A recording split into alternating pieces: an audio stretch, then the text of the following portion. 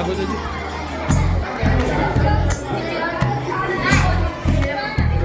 Police વાળા આ બાજુ જુઓ, 2 જણા.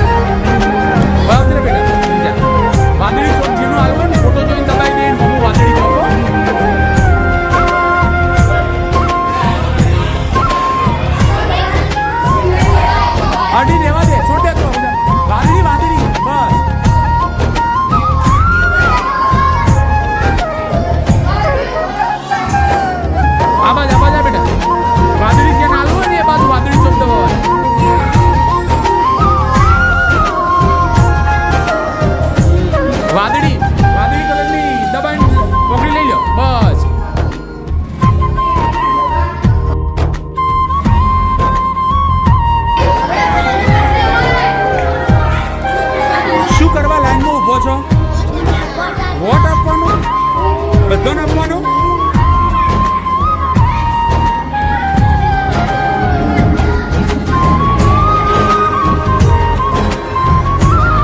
તમારી કામગીરી શું ભાઈ?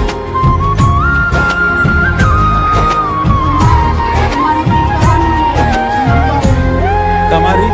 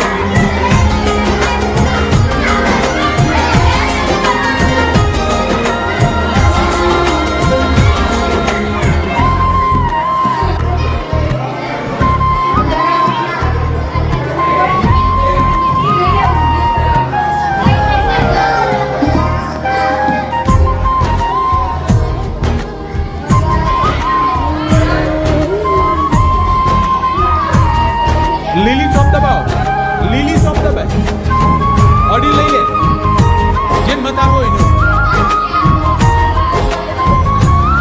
અડી લઈ જા, બસ.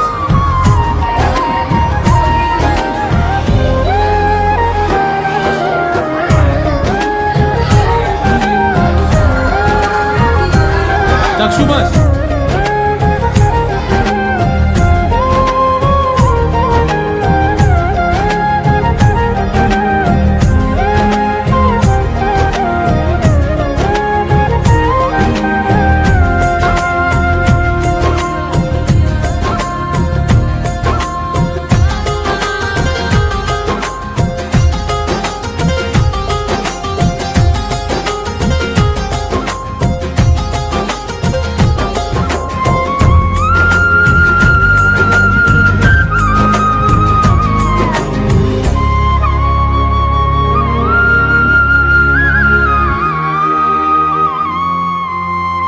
પરિણામ તરફ આગળ વધી રહ્યા છે.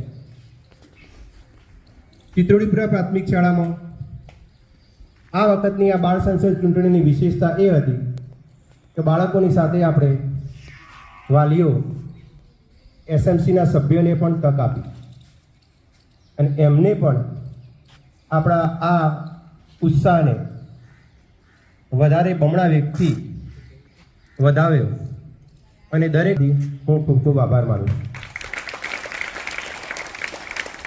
ચૂંટણીની પ્રક્રિયા આપણે એવી રીતના ગોઠવી છે.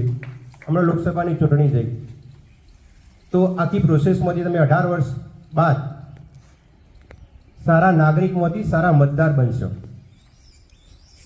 અને કેવી રીતના પ્રક્રિયા થાય, પોલિંગ ઓફિસરથી શરૂ કરીને છેક મશીનમાં વોટ આપીએ ત્યાં સુધી. એક વોટ હતો શાળાના વિકાસ માટેનો, શાળાને સમૃદ્ધ બનાવવાનો, શાળાની સ્વચ્છતા માટેનો. એ તમે કેન્ડિડેટને જોયા અને લાગ્યું કે ના, મારા ધોરણનો નહીં, પણ આ વ્યક્તિ કામ કરે છે, આ વિદ્યાર્થી એવો છે કે જે સરળતાથી આપણને જવાબ આપશે, આપણને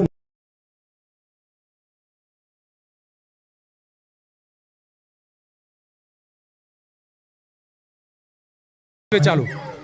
સ્વાગત છે તમારું ચિત્રોડીપુરા પ્રાથમિક શાળાની બાળ સંસદ ચૂંટણી 2024માં.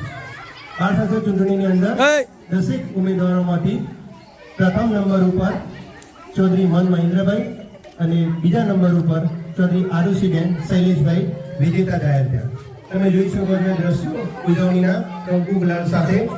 તો આપણે બંને ઉમેદવારોને પૂછીએ કે તમે સ્કૂલ માટે શું કરશો અને આ ચૂંટણીમાં કેવો પ્રચાર કર્યો અને કેવી રીતે વિજેતા બનવાની તક તમારી વધી. તો ચૌધરી આરુષીબેન.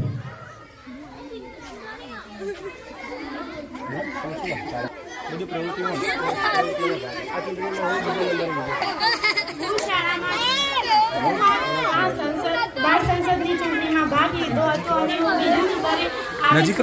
બીજા નંબરે આવી છું, તેથી હું બહુ ખુશ છું અને હું આ શાળાના વિકાસ માટે બહુ વધુ પ્રમાણમાં મજબૂત રીતે કામ કરીશ. મારું નામ ચૌધરી મનકુમાર મહેન્દ્રભાઈ છે.